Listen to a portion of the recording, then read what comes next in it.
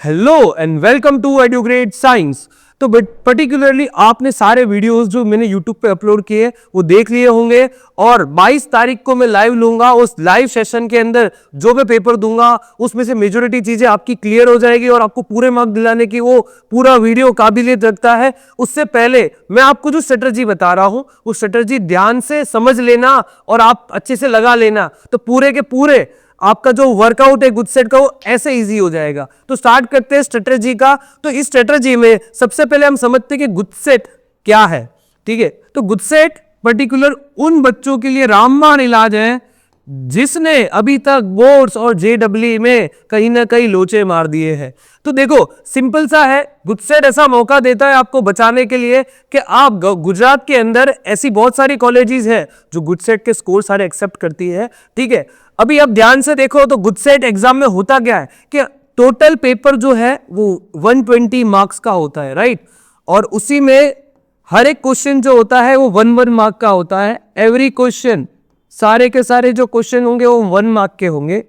इसी में physics, chemistry, maths and biology 40 and 40 mark का पेपर हुआ। इसी के अंदर ध्यान से देखो तो पहले जब एग्जाम होगी 23 को तो ये दोनों पेपर साथ में लिए जाते हैं और मैथ्स और बायोलॉजी ब्रेक देने के बाद में लिया जाता है। मतलब एक ही दिन में ये एग्जाम देनी है आपको, बट मॉर्निंग टाइम में आपको ये एग्जाम देनी है और नून टाइम पे आपको मैथ्स और बायोलॉजी की एग्जाम देनी है।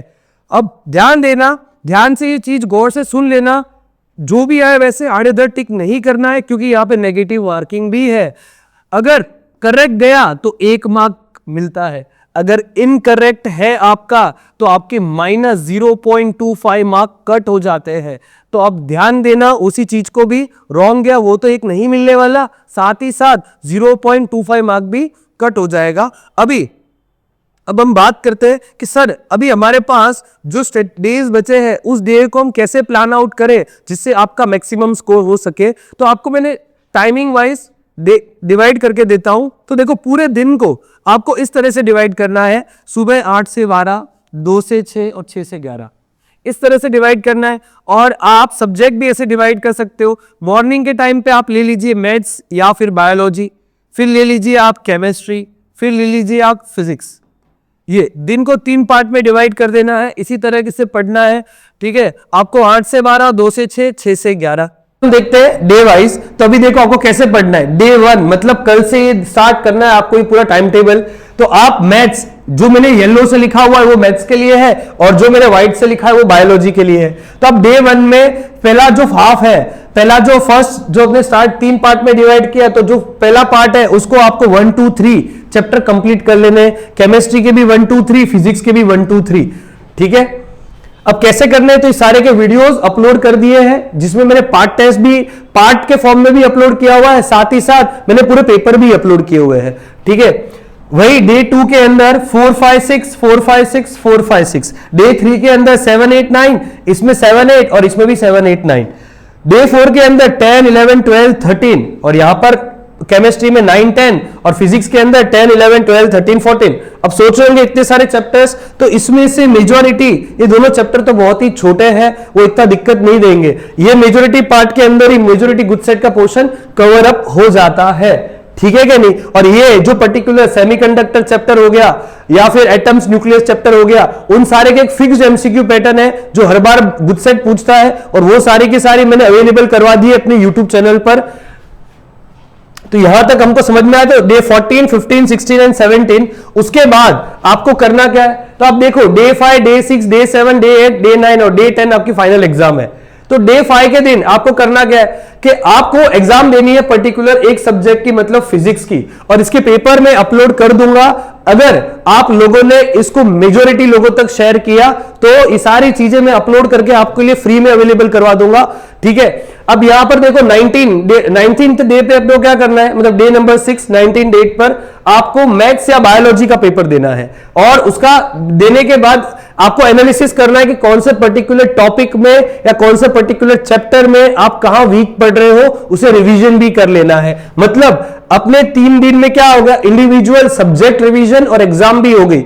यहां पे एग्जाम ध्यान से फुल लेंथ नहीं देनी है, एक एक सब्जेक्ट की देनी है, बट वो देकर ये जरूर पता करना है कि कहां पर आपकी गलती है। मेजॉरिटी बच्चे ये भूल जाते हैं कि एनालिसिस सबसे ज्यादा इंपॉर्टेंट होता है अटेम्प्ट से भी। फिर आपके जैसे ही 20 डेट को आपने लास्ट केमिस्ट्री का पेपर दिया होगा और रिवीजन किया होगा, तो यहां पर आप पूरे एकदम रेडी हो चुके हो। अब आ गया है मॉक एग्जाम की, तो आपको 2 मॉक एग्जाम देनी है, FLT1 और FLT2, 21 तारीख को और 22 तारीख को। और जो भी आपके स्कोर्स आ रहे हैं वो सारे के सारे चैट सेक्शन में अपने कमेंट्स मुझे करके बताना है कि क्या क्या स्कोर है।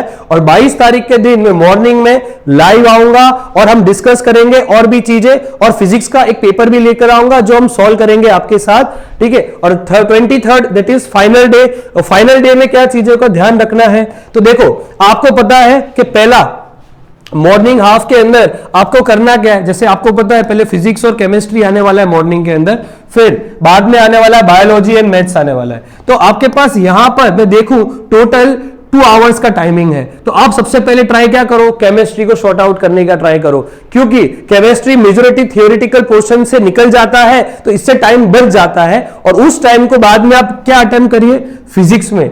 ध्यान रखिएगा केमिस्ट्री पहले अटेम्प्ट करिए, जिससे आपका टाइम बचेगा।